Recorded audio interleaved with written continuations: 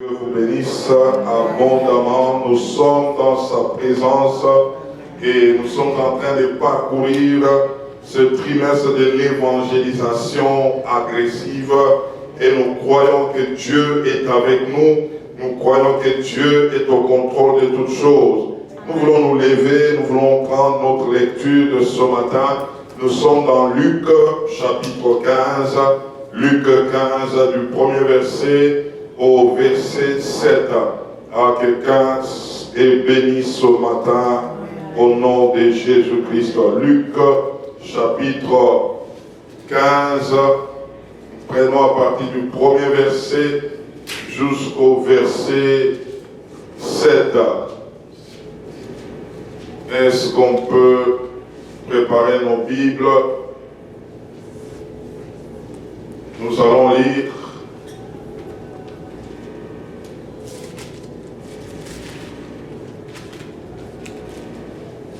tous les publicains et les gens de mauvaise vie s'approchaient de Jésus pour l'entendre.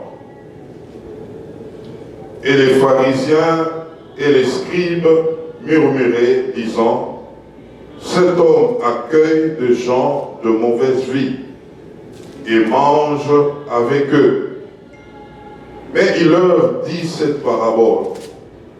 « Quel homme d'entre vous, s'il a 100 brebis et qu'il en perde une, ne laisse le 99 autres dans les déserts pour aller après celle qui est perdue jusqu'à ce qu'il la retrouve.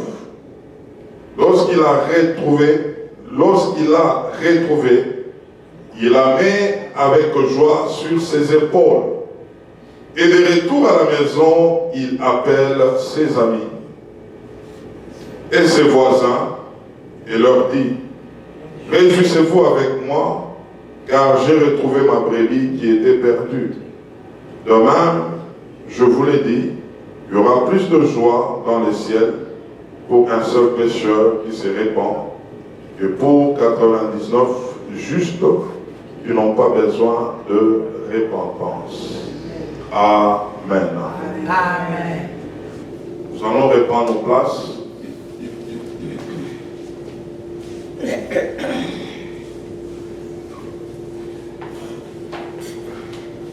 Nous sommes dans notre thème de l'évangélisation agressive.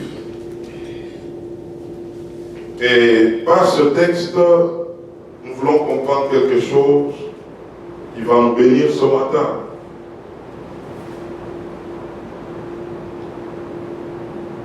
Nous voyons le Seigneur, et ici c'est quand même étonnant, où on nous présente qu'il y avait des publicains, il y avait des gens de mauvaise vie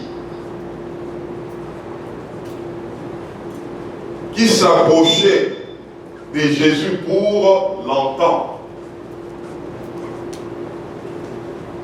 Mais généralement, lorsqu'on parle de gens de mauvaise vie, nous voyons des païens, des gens qui ne connaissent pas le Seigneur, et souvent, ils n'aiment pas les choses de Dieu. Ils fuient loin des choses de Dieu.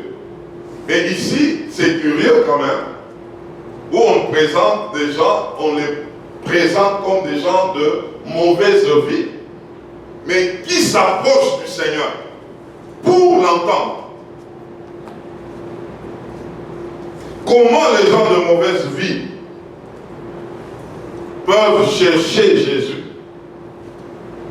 veulent entendre Jésus?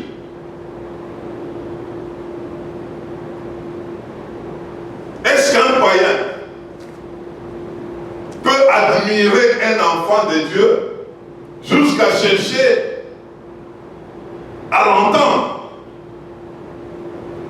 C'est quand même curieux. Ce matin, j'aimerais te dire quelque chose que tu soulignes. Un enfant de Dieu attire. Amen.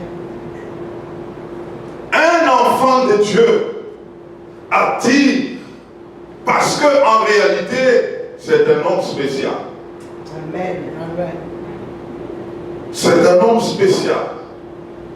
Je veux te dire ce matin, par le fait que tu as Christ, tu es spécial. Amen. Tu n'es pas comme tout le monde. Ne te sous-estime pas.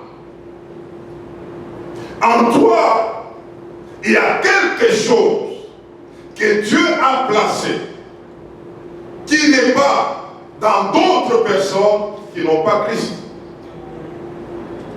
Et nous devons comprendre bien ces choses parce qu'il nous arrive de fois où tu peux même manquer confiance de toi-même. Quand tu te regardes, tu es en train de te dire, est-ce que je vaux quelque chose? Est-ce que quelqu'un peut l'entendre?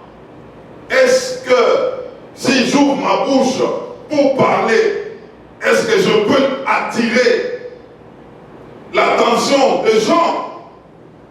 Et quand tu te regardes de cette manière-là, tu risques de te sous-estimer et par conséquent, il te sera difficile même de parler. Mais j'aimerais te dire ce matin que tu comprennes que tu es un homme spécial. Tu n'es pas comme tout le monde. Il y a quelqu'un qui avait déjà investi en toi et il a mis tout un dépôt au-dedans de toi. Je me rappelle, un jour, j'ai suivi, il y avait une jeune fille qui avait assisté à une des campagnes de feu évangéliste Renard Bonquet qui est déjà rentré auprès du Père. Cette jeune fille rendait témoignage. Et elle disait ceci. Parce que c'était les jours où elle était gagnée au Seigneur. On lui dit, mais qu'est-ce qui s'est passé? Qu'est-ce que tu as entendu? Comment est-ce que les choses se sont passées pour que tu te donnes à Christ? Et cette jeune fille était en train de pleurer. Écoutez ce qu'elle témoignait. Elle disait ceci.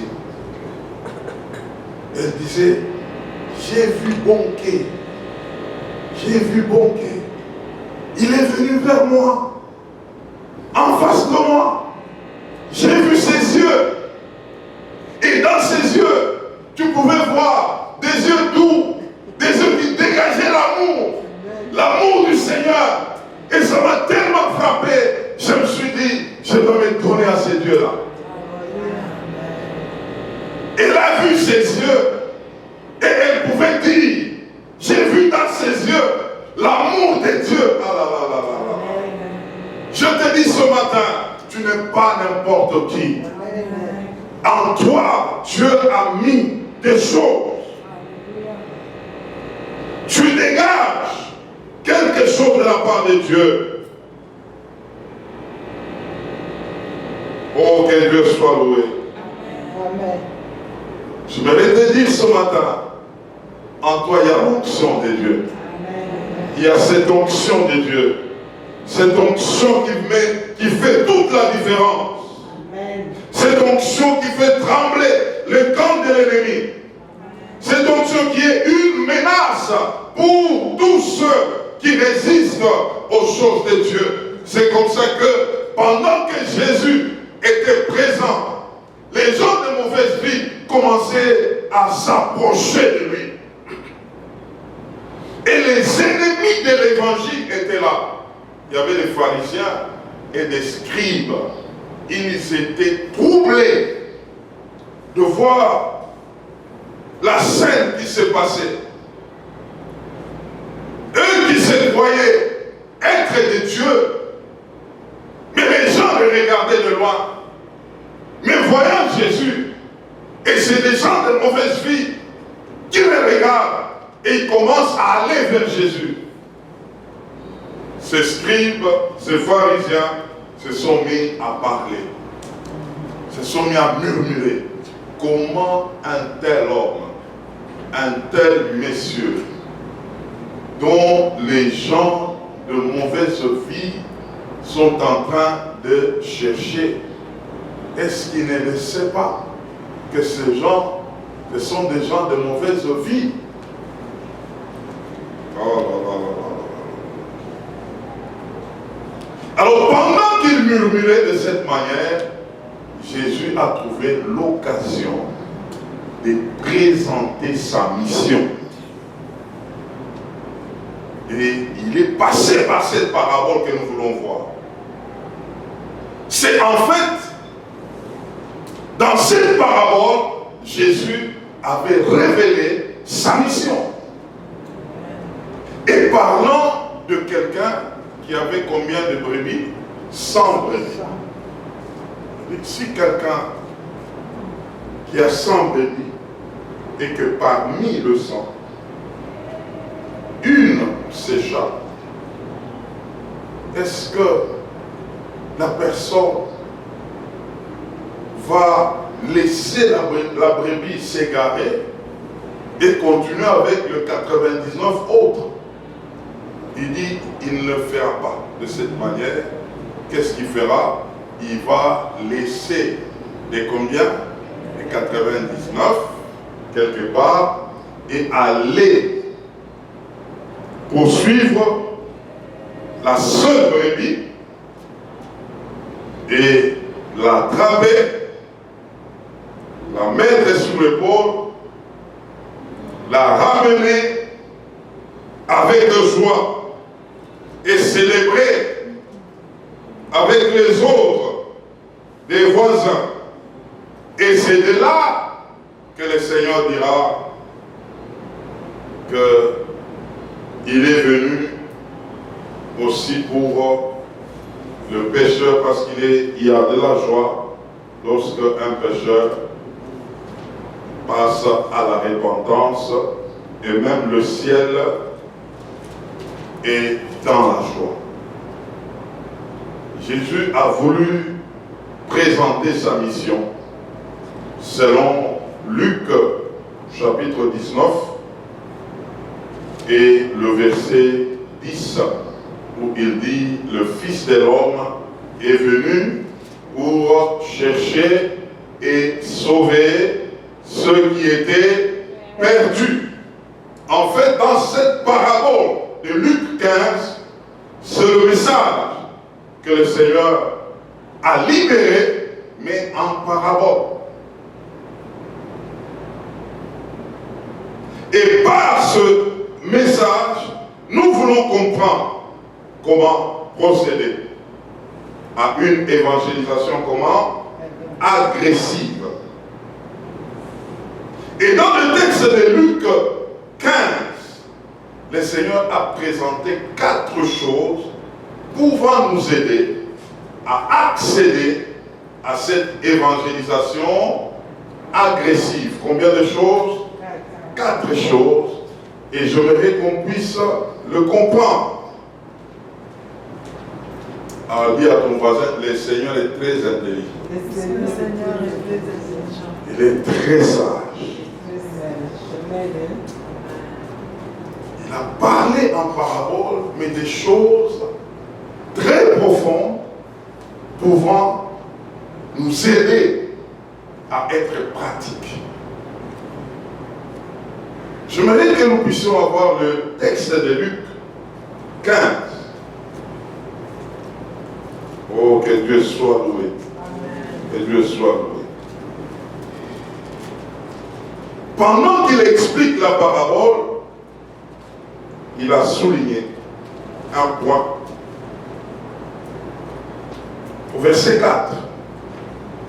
Quel homme d'entre vous, s'il a 100 brebis et qu'il en perde une, ne laisse les 99 autres dans le désert? Comment procéder à une évangélisation agressive? La première des choses, c'est de laisser ce que tu as déjà pour ce que tu n'as pas. Laisser ce que tu as déjà pour ce que tu n'as pas. Ah, j'aimerais qu'on répète ça. Laissez ce que j'ai pour ce que je n'ai pas. Ah, ça c'est un problème.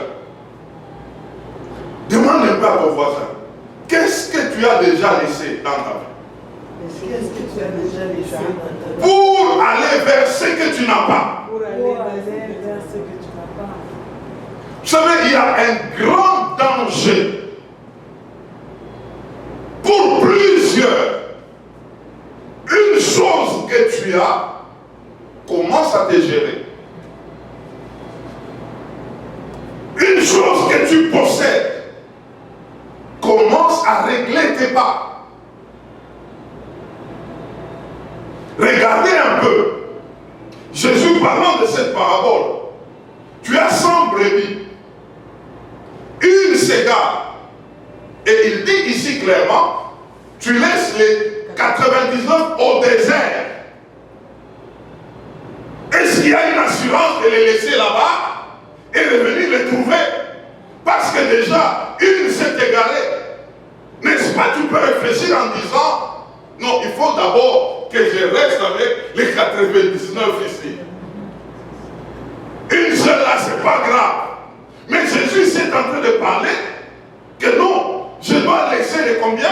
Les 99 là, dans les déserts là, je les laisse là-bas, je vais à la poursuite d'une seule. Cette façon de faire a bloqué beaucoup de gens dans la vie aujourd'hui.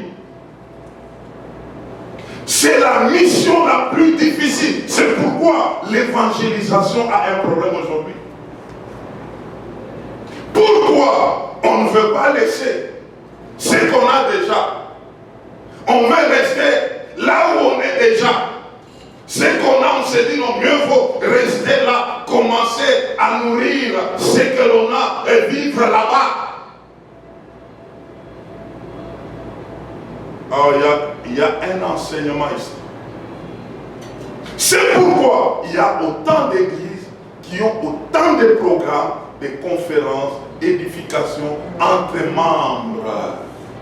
C'est garder dans ce qu'on a déjà.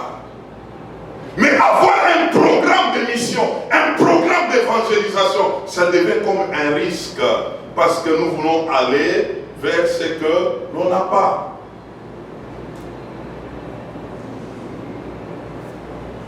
Oh, que Dieu nous aide. J'aimerais te dire ce matin que Dieu, c'est un Dieu de mouvement. Il n'est pas un Dieu statique. Il n'est pas un Dieu de routine. Il viendra à des moments pour casser la monotonie afin de mettre ses enfants en mouvement. Vous savez, mes frères, il est difficile à plusieurs de laisser le confort ou ce qu'on a déjà maîtrisé pour aller vers ce qu'on ne maîtrise pas. Vers l'inconnu. Il y a un problème. Il y a des gens qui se disent déjà, mais nous sommes déjà bien. Comment encore aller vers l'inconnu? Gérons plutôt ce que nous avons déjà. J'aimerais nous dire ce matin, si telle était notre pensée, nous n'allions pas nous retrouver ici à Montréal, nous allions rester à Gatineau. Je vous dis la vérité. Vous devez avoir, mais on a écouté. Dit non, non, bougez. Et quand on comprend, on pouvait dire non. Il y a les 99 là-bas, mais on va rester avec eux. Mais le Seigneur dit non. Laissez les 99 là-bas, bougez sur Montréal. Pour une brebis.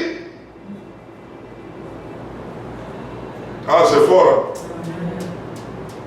C'est pourquoi la mission n'est pas facile. La mission n'est pas facile. Tout ce que tu as déjà reçu, c'est un acquis. Dieu ne te voit pas dans ce que tu as déjà. Dieu te voit dans la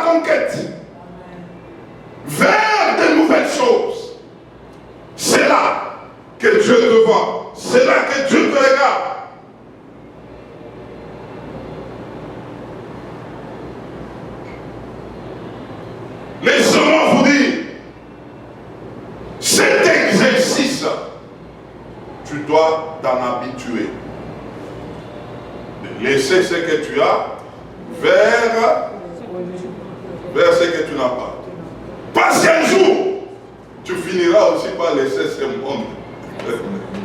Oui.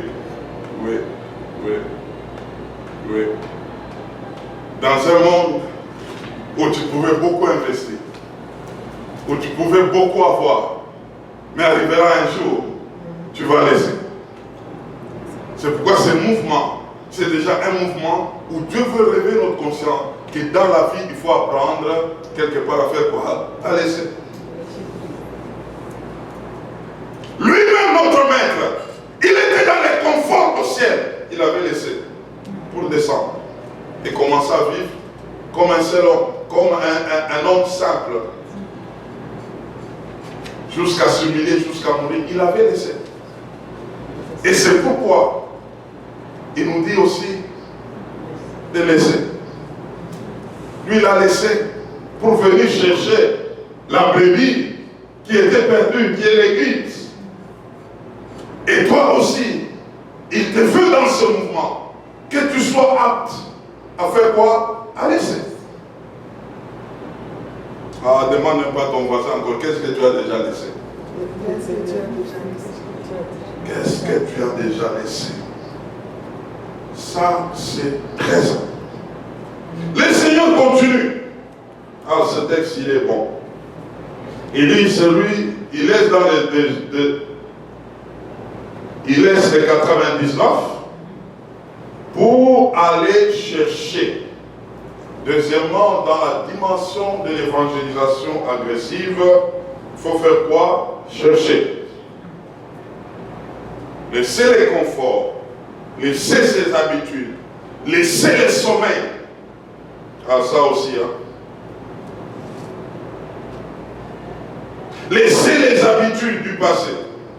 Laisser le bien pour aller chercher quelque chose d'autre de nouveau.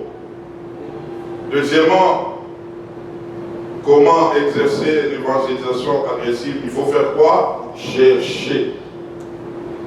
Ah, dites avec moi, chercher. Chercher. J'aimerais interagir ce matin. Demande à ton voisin, est-ce que tu as déjà cherché quelque chose?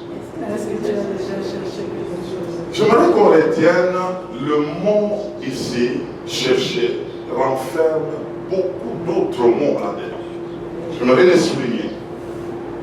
Chercher veut dire encore poursuivre. Chercher veut dire explorer. Chercher veut dire étudier. Chercher veut dire apprendre. Chercher veut dire comprendre. Chercher veut dire considérer. Chercher veut dire désirer à connaître. Je dis quoi? Poursuivre, explorer, étudier, apprendre, comprendre, considérer, désirer à connaître. Tout ça dans le mot chercher. C'est pourquoi tout celui qui dit j'ai cherché, je n'ai pas trouvé, il n'a pas encore cherché. C'est pourquoi Matthieu chapitre 6, le verset 33 nous dit cherchez premièrement le royaume de Dieu. Et donc lorsque quelqu'un n'a pas trouvé ce qu'il n'a pas cherché. Ah, j'ai trouvé ça. Le Saint-Esprit m'a parlé de ça clairement. Vous savez, dans Matthieu 7, le verset 8, quand on parle, on dit qui cherche, trouve. Pas qui cherche, va trouver. Chercher, après chercher, il y a quoi? Il y a trouvé. Celui qui a cherché, on comprendra s'il a cherché, c'est lorsqu'on voit qu'il a trouvé. Donc celui qui n'a pas trouvé, donc il n'a pas cherché. Ah, ça c'est fort. Alors c'est pourquoi lorsque quelqu'un vient te dire j'ai beaucoup cherché, mais je n'ai pas trouvé, toi tu vas lui répondre comment? Tu n'as pas encore cherché. Tu n'as pas encore cherché. Parce que tout celui qui cherche trouve. Ah bon, il y a encore quelque chose qu'on peut ajouter. Jérémie 29, verset 13. Jérémie 29, 13. Vous me chercherez et vous me trouverez si vous me cherchez de tout. Ah, donc, il y a des gens là qui cherchent, mais pas avec leur cœur. C'est que dans la recherche, il y a du sérieux, frère. Ah oui, ah oui, ah oui, ah oui. C'est pas seulement, j'ai cherché, je regarde ici, je regarde. Non, on nous amène à comprendre ici, chercher c'est quoi? Poursuivre. Chercher c'est quoi? Explorer. Chercher c'est quoi? Étudier. Chercher c'est quoi? Apprendre. Chercher c'est quoi? Comprendre. Chercher c'est quoi? Considérer. Chercher c'est quoi? Désirer à connaître. Dans toutes les autres définitions de chercher, lorsque tu suis une à une comme définition, tu finiras déjà par trouver. Tu finiras par trouver. Il y a un engagement sérieux dans ce qu'on doit chercher. Il y a l'implication de ton cœur dans ce que tu dois chercher. Ah, je crois qu'on a vu avec maman,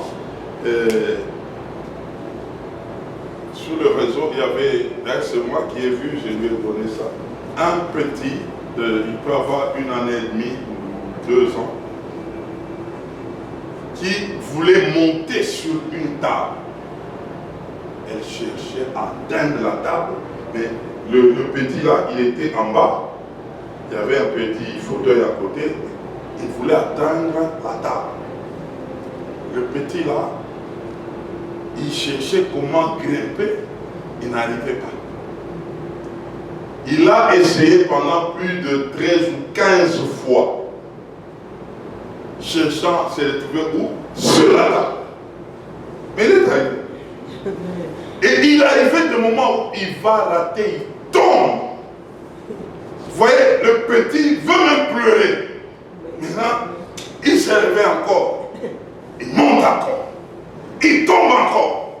Il tombe encore. Jusqu'à ce qu'il est monté sur la table. C'est ça chercher. Chercher veut dire quoi? Trouver. Chercher veut dire trouver. Et donc si tu viens pour dire j'ai cherché les âmes, je n'ai pas trouvé, ça veut dire quoi? Tu n'as pas cherché, même pas bien cherché, tu n'as pas cherché. Tu n'as pas cherché. Sincère, dans ce trimestre d'évangélisation, tu dois faire quoi? Chercher. Cela veut dire tu vas faire quoi? Trouver. Tu vas trouver les âmes. Il faut trouver. Il faut trouver. Regarde à ton voisin, dis à ton voisin, tu dois trouver. Tu dois trouver. Tu dois trouver quelqu'un à côté de toi. Tu dois trouver quelque part. Tu dois trouver. Chercher et trouver, ce sont des jumeaux. Ils vont ensemble. Celui qui a cherché, il doit trouver. Alors, on nous présente toujours dans ce texte de Matthieu 4. Il dit, il va aller chercher jusqu'à ce qu'il trouve. Troisièmement, c'est de trouver. Ici, trouver prend le sens d'une dimension de évidence. Où on doit palper. Trouver ici, c'est palper. Trouver ici, c'est toucher. On a fait des recherches. On a exploré, on a étudié, on a considéré, on a appris jusqu'à palper la réalité. C'est ça, trouver. Alléluia. Trouver ici, c'est la dimension de la visibilité. Parce qu'en réalité, quelqu'un qui peut chercher, il peut chercher même dans l'esprit, dans les pensées. Pas tu es en train d'étudier, tu es en train d'explorer, tu te mets en mouvement. Et ici, la dimension de trouver, c'est faire quoi? Palper, palper, palper, toucher, toucher, toucher. Vous savez, la femme qui avait un problème de perte de sang, c'est vraiment l'image qui peut nous aider lorsqu'on parle de quelqu'un qui a trouvé. Cette femme, elle cherchait, n'est-ce pas? Comment arriver à être guérie de ce qu'elle avait comme problème, l'écoulement de sang. La Bible déclare, elle a visité presque tous les médecins. Et jusqu'à perdre tout ce qu'elle avait comme réserve d'argent. Là, elle était dans la dimension de quoi? Chercher. Elle explorait. Elle cherchait à connaître. Elle étudiait. Elle voulait comprendre. Jusqu'à ce que elle entend que Jésus est en train de passer. Toujours dans ses recherches. De l'autre côté, je ne l'ai pas trouvé. Je suis allé chez tel médecin, ça n'a pas marché. Maintenant, je vois encore, il y a quelqu'un qui est là, qui tire des foules. Écoutez bien, cette femme, c'est ça chercher, frère, ou mes soeurs. Elle s'est dit, comme il est entouré de plusieurs personnes, moi je vais aller toucher à son vêtement. Toucher. Et moi j'ai compris quelque chose que beaucoup n'ont pas compris, ceux qui étaient avec Jésus. La femme avait localisé l'onction. Elle se disait, je dois localiser la force qui accompagne cet homme. Et je peux localiser cet homme. Pendant que beaucoup d'autres touchaient Jésus, bousculaient Jésus, ils touchaient à ses vêtements, n'est-ce pas? Quand on bouscule quelqu'un, tu es en contact avec ses habits, mais elle voyait localiser quoi? L'onction. Localiser une force qui est en Jésus, qu'elle doit entrer en contact avec. Ça, c'était dans la dimension de chercher. Maintenant, elle s'est mise en mouvement. Elle est allée jusqu'à arriver à faire quoi? À toucher. Elle est entrée en contact. Elle a saisi cela et du coup, elle a expérimenté la guérison. Et donc, elle a trouvé. Parce qu'en réalité, là, son écoulement de sang s'est arrêté. Et donc, trouver, c'est palper. C'est toucher. Et donc, on comprendra avec Luc 14, le dimanche passé, le verset 23, où le serviteur qui était allé dans la rue chercher des gens, il a trouvé ceux qui se sont excusés. Et les seigneurs, pendant qu'ils donnaient les rapports au Seigneur, non, voilà, il y a d'autres qui ont dit que c'était les mariages, c'était les chants, c'était les bœufs. Et voilà, il explique, le Seigneur lui dit quoi? Retourne. Retourne. Retourne. Retourne. Dis à quelqu'un qui est à côté de toi, il faut retourner à l'être trouver. Il faut retourner à l'être trouvé. Ouais. Il ne faut pas dire non, j'ai cherché, je n'ai pas trouvé. Non, j'ai regardé, ça n'a pas marché. Le Seigneur dit non. Chercher, c'est trouver. Et trouver, c'est quoi? Palper, palper, palper, palper, palper. Comme les Québécois le disent souvent, quand ils saisissent quelque chose, ils disent quoi? Geler. Trouver, c'est l'avoir, le saisir, le palper. Ah, quelqu'un m'entend ce matin? Amen. Oh, gloire au Seigneur. Et ça, c'est l'évangélisation agressive. Où je ne peux pas m'arrêter sans pour autant palper, sans pour autant trouver. Jusqu'à ce que je veux dire, je l'ai. Je l'ai. Je l'ai. Et quatrièmement, on nous dit, lorsque tu la trouves, tu dois la mettre sur tes épaules.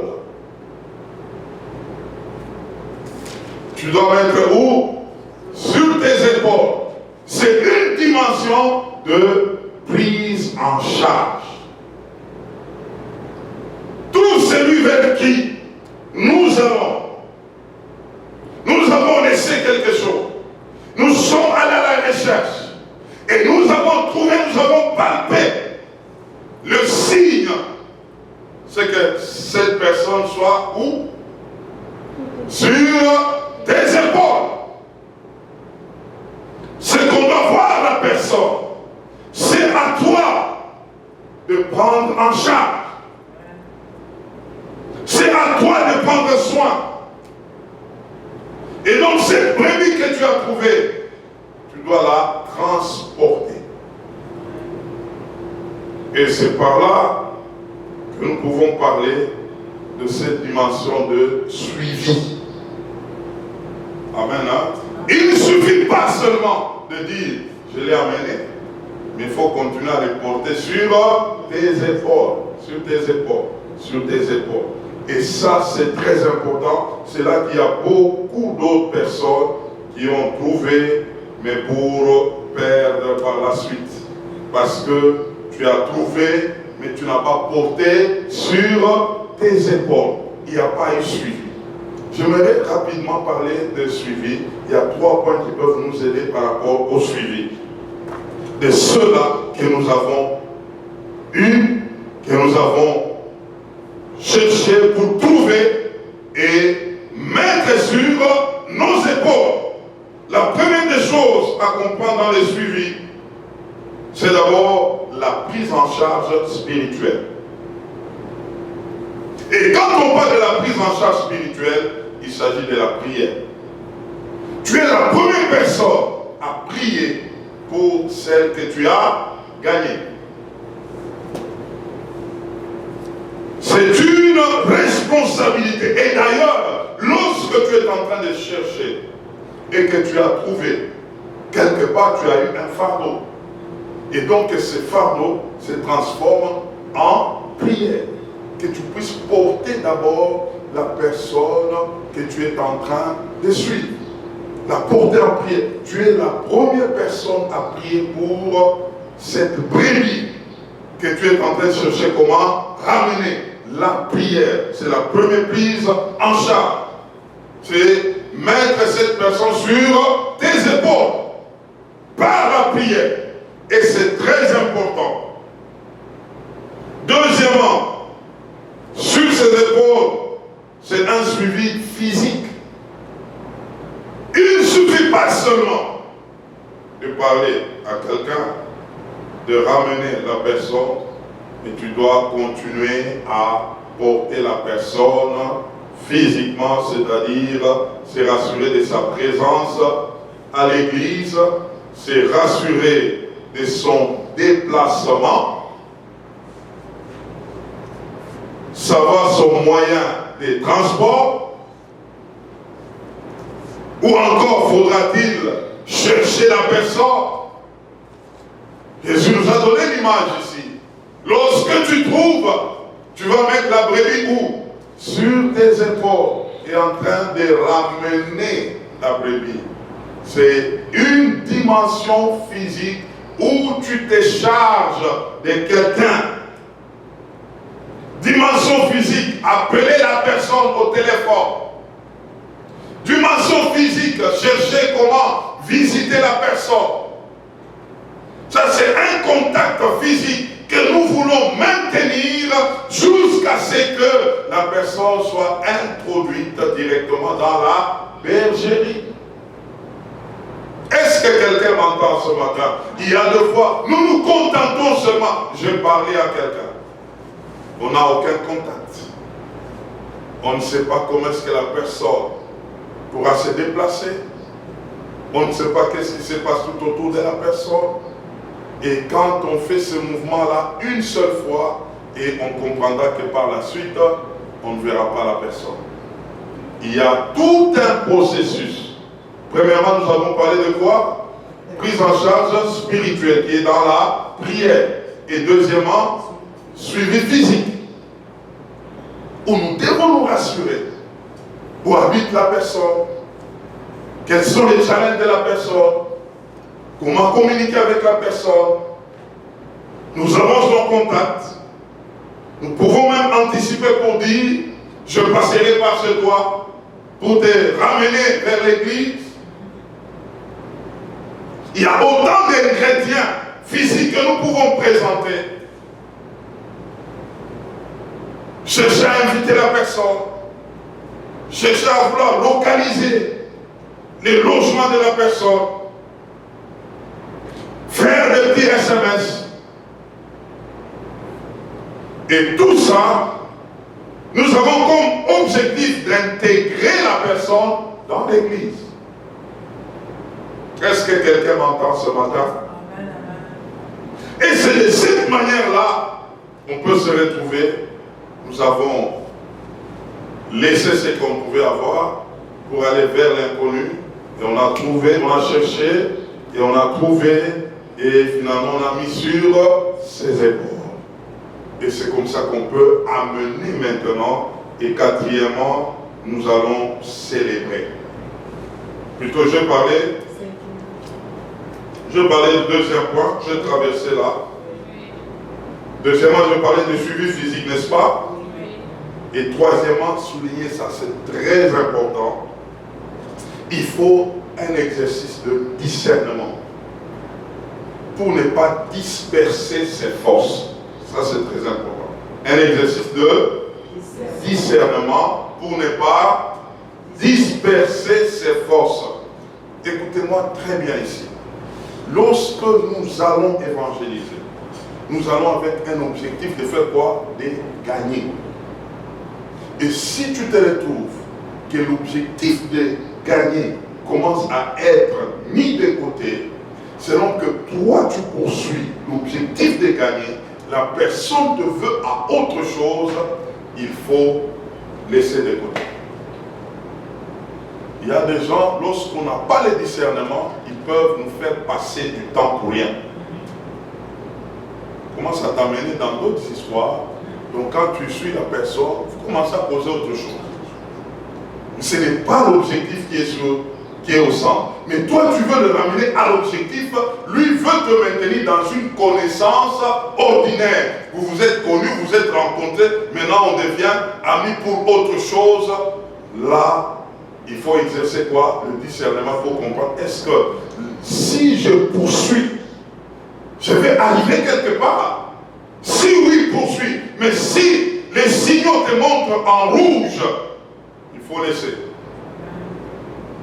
Sinon, tu vas perdre du temps, et puis en fin de compte, la personne t'a amené cet ami seulement dans la farine, et puis il n'y a pas de résultat. Il faut éviter de disperser ses forces.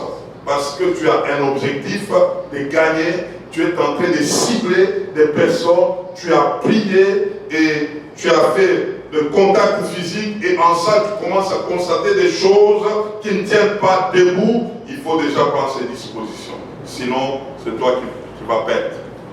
Tu vas perdre en temps, tu vas perdre en énergie, et puis en fin de compte, il n'y a rien qui arrive. Là, il faut éviter. Et là, nous sommes dans le 3 points en ce qui concerne mettre sur les épaules. Ces épaules, c'était quatrième point. Quatrième grand point. Quatrième, voilà. Donc, vous suivez. Et le dernier point, du moins pour aujourd'hui, nous devons maintenant célébrer ensemble avec le ciel. Lorsqu'on a gagné, j'aimerais vous dire et souligner ça dans vos vies. S'il y a quelque chose qui réjouit le ciel, c'est lorsque une âme est sauvée. Lorsque une âme est sauvée, tu amènes le ciel en fête. Lorsque une âme est sauvée, il y a la célébration d'une nouvelle naissance. Et cette activité est célébrée même au ciel. Pourquoi le ciel célèbre? Parce que tu viens de retirer quelqu'un de l'enfer. Tu viens d'épargner quelqu'un de l'enfer. Et je vais retourner encore. Le ciel ne va pas te regarder selon tes 99 brebis. Le ciel te regardera par la seule brebis. Parce que les 99, c'est déjà un acquis. Le ciel n'est pas content avec lui. Le ciel sera content lorsque, en plus de ce que tu es avec le ciel, et tu continues à tirer encore d'autres pour que d'autres aussi soient inclus au ciel. C'est déjà un acquis pour toi. Le ciel est déjà content avec toi. Mais le ciel veut célébrer maintenant, pas toi. Aïe, aïe, aïe, aïe, aïe, aïe, aïe, aïe. Le ciel attend une célébration en passant par toi. Et comprenons cela ce matin. Et c'est ce que nous avons dit. Le plus grand piège aujourd'hui de beaucoup d'églises, c'est les 99 brebis. Ils retiennent l'attention de l'église. Ils ferment les yeux aux autres qui sont dehors, aux autres qui n'ont pas Christ. Et c'est tout un piège. On commence maintenant à identifier ou même énumérer les âmes. Chez nous, on est à combien? Chez nous, nous sommes à combien? Mais on n'a aucun autre programme d'ajouter, de continuer à gagner, continuer à gagner, continuer à gagner. Oh, quelqu'un m'entend ce matin? Et donc c'est pourquoi une église qui a compris cette façon de faire du Seigneur doit avoir toujours un programme missionnaire, un programme d'évangélisation. Et c'est parmi le critère d'une bonne église. Quel est le programme de la mission? Quel est le programme de l'évangélisation? Parce que la joie du ciel, c'est lorsque une se tourne à Christ. Une est encore gagnée. Une autre est encore gagnée. Lorsqu'on reste à contempler les nombres et nous restons dans des programmes d'édification seulement, nous avons failli. Le ciel ne sera pas content de nous. Le ciel nous attend à un travail où nous devons nous tourner vers les autres. Et je vais te dire ce matin, Philippiens chapitre 4, le verset 1er. Il y a des couronnes pour ceux qui auront gagné les âmes. L'apôtre Paul est en train de dire aux Philippiens, c'est vous qui êtes ma joie et ma couronne au jour du Seigneur. Au jour du Seigneur, ceux qui vont évangéliser, ils recevront des couronnes pour ça. Et j'aimerais nous dire encore ce matin que l'évangélisation, ce n'est pas un programme d'une catégorie de personnes, non. C'est un programme de toute l'Église. Toute l'Église. Nous sommes tous appelés à gagner les âmes. Nous sommes tous appelés à contraindre des âmes à venir vers le Seigneur, à les ramener de force, à faire tout pour que ces âmes soient sauvées. Et c'est nous tous. Vous savez, il y a aujourd'hui des personnes à qui on a épargné l'évangélisation, disant que vous êtes busy, vous êtes seulement des donateurs. Donnez seulement et les autres feront l'évangélisation. Devenez des partenaires et restez dans vos affaires. Les autres vont faire ce travail-là d'évangélisation. J'aimerais nous dire, c'est une grosse erreur. Et même devant le Seigneur, c'est une faute grave. Parce que tu es sauvé, il y a quelqu'un qui t'avait évangélisé. Et dans cette manière de faire, était que toi aussi, tu puisses continuer la chaîne. Très important. On ne doit pas dire aux autres, non, non, vous, on connaît déjà, non, vous, en tout cas, vous êtes tellement occupés. Et donc vous, on sait déjà. Vous pouvez même commencer à venir à l'église une fois le mois. mais seulement qui est vos offrandes, qui est vos dîmes, c'est une... Dis à ton voisin, ne faites jamais ça. Ne faites jamais ça. Nous, on sait qu'on est toujours avec vous, mais que tant que vous allez envoyer l'argent, tant que vous allez donner, non, c'est pas grave. D'ailleurs, on prie pour vous. D'ailleurs, vous êtes avec nous.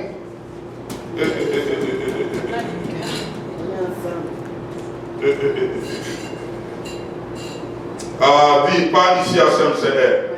Pas ici à Saint-Césaire. À Saint-Césaire, tu seras chef d'entreprise et évangéliste. PDG et gagneur d'âme. Quiconque croit doit aller en mission. Quiconque croit doit servir. Oui, tu peux contribuer, mais toi-même, tu es un agent de la mission, un agent de l'évangélisation. Ce n'est pas l'affaire d'être privilégié pendant que le roi des rois, le Seigneur des seigneurs, lui-même a laissé les conforts qu'il avait pour descendre, commencer à marcher pieds nus, à pied. Il est en train d'aller de ville en ville, de village en village. Tout un roi. Et aujourd'hui, qu'on puisse dire à quelqu'un là, non, toi là, toi on t'exempte, non parce que tu es tellement occupé, vous avez des occupations, on connaît, non vous, nous là on est en train de faire. Il y a seulement, on va vous présenter nos besoins. Je vais clôturer. Je vais clôturer. Il y avait une dame, elle était millionnaire, riche, chrétienne. Cette dame a vécu sa vie. Et puis, elle devait décéder. Elle est partie. Quand elle est partie, on est venu la prendre, la transporter, parce qu'elle ne devait pas aller en enfer. Elle était sauvée. Et la personne qui était chargée pour la prendre, la personne commence à la conduire vers sa demeure éternelle. Maintenant, elle prend cette dame. Elle est en train de l'amener. La dame remarque qu'il traversait des endroits très somptueux. Or, Jasper, sa fille, des endroits, des maisons, Le monsieur qui conduisait la dame, il traverse. Il dit, suis-moi. Elle suit le monsieur. Jusqu'à ce que sont arrivés à un endroit, c'était comme des dortoirs. Vous savez, des dortoirs des internats. Ça arrive là-bas, il y avait plein de gens et chacun avait sa pièce là. Avec un lit, un endroit comme une petite chambre. Et puis ils avancent un peu, et puis il dit à la dame, ok, chez toi c'est ici. Il lui donne le numéro de ça. Quoi? Il dit oui, c'est toi, c'est ici que je vais passer toute mon éternité. Il dit oui, il dit non. Mais moi j'avais beaucoup de biens là-bas. Moi j'ai vu. Il dit oui, oui. Tu es sauvé. Mais c'est fait que ta place est là.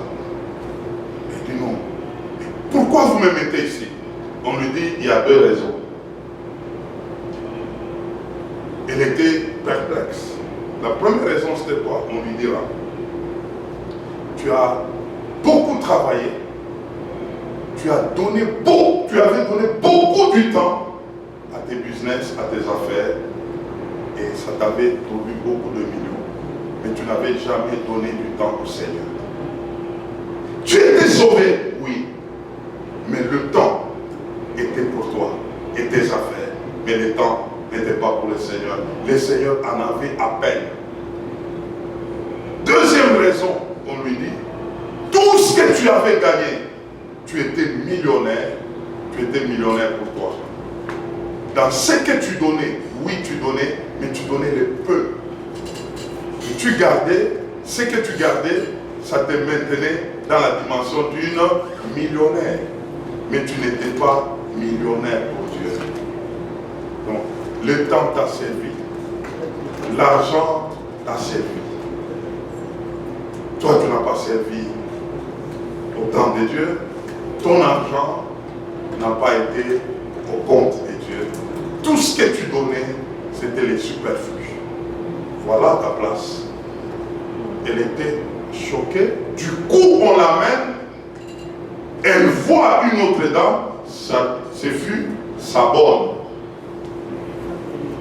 femme de ménage. Regarde, elle sortait d'une maison somptueuse. Elle dit, mais elle, je la reconnais, c'est ma bonne. Elle dit, oui, oui. Mais qu'est-ce qu'elle fait? Il dit, non, c'est elle, c'est ici. Mais comment elle peut se retrouver là? On lui dit deux raisons. Première raison, elle avait beaucoup de temps pour Dieu par rapport à elle. Deuxièmement, dans ce qu'elle recevait, elle donnait beaucoup plus pour le compte de Dieu. Alors, c'était déjà fait. Elle ne pouvait rien changer. Et elle devrait cautionner cela. Et ceci, c'est pour nous dire que nous devons faire très attention dans notre façon de faire. Aujourd'hui, il y a des gens qui parlent de tout ce qu'ils peuvent faire. Ils travaillent dur, ils bossent dur, ils font des exploits. Comme ces millionnaires encore. J'aime beaucoup lire les millionnaires, connaître un peu comment ils fonctionnent. Un autre millionnaire, il invite un pasteur chez lui. Il dit, non, en tout cas, je vais prendre un dîner avec les pasteurs. Vous savez, c'était comme des gens, ils veulent démontrer un peu les richesses. Ce n'est pas une invitation, hein, mais c'est une démonstration. Pour te dire que bon, toi, tu es pasteur. Pour moi, je te dis que bon, nous, on travaille beaucoup. Il faut que je t'explique un peu. Vous êtes là avec vos Bibles, là, nous, on travaille beaucoup. Alors, le monsieur l'a invité. Le pasteur a vu, c'était une table. Vraiment une table bien garnie. Il a mangé un peu, et puis le monsieur dit, bon après, non, bon, pasteur, on peut sortir un peu dans la cour. Sans sortir, le monsieur commence à dire au pasteur, il dit, regardez là, le nord là, vous voyez, il y a des gisements de pétrole là. Et, oui, et tout ça, c'est ma concession, c'est pas moi. Et puis, il sort, donc il a construit une maison où quand il sort, il peut voir les nord, les sud, l'est, de là où il y a ces biens. Regardez là, à l'est, là. Il y a cette ville-là, tous ces bâtiments-là, c'est moi. Regardez là, à l'ouest. Il y a toutes ces choses-là. Le champ que tu es en train de voir là-bas, ça c'est mon champ. J'ai déjà tout fait. Ah, le pasteur lui dit, waouh. Toi, tu es un grand monsieur. Tu as fait beaucoup. Et il y a eu un calme. Et l'autre est en train de bouger la tête. Il dit, oui, on a beaucoup travaillé. On a travaillé dur. Là, le pasteur lui dit là. Et là, qu'est-ce que tu as investi là-bas? Monsieur dit, là-haut. Là-haut, là. Monsieur dit, là-haut. Dit, oui, il y a quelque chose là-bas. Parce que la vie que tu as ici n'est-elle que sur un bout. Il y a quelque chose. Tout s'est arrêté et la conversation, le temps s'est arrêté. Le monsieur est devenu malade. Il est devenu malade. Regarde à ton voisin, dis-lui, tu peux investir à gauche, au nord, au sud, à l'ouest, mais regarde là. Regarde là. Regarde là.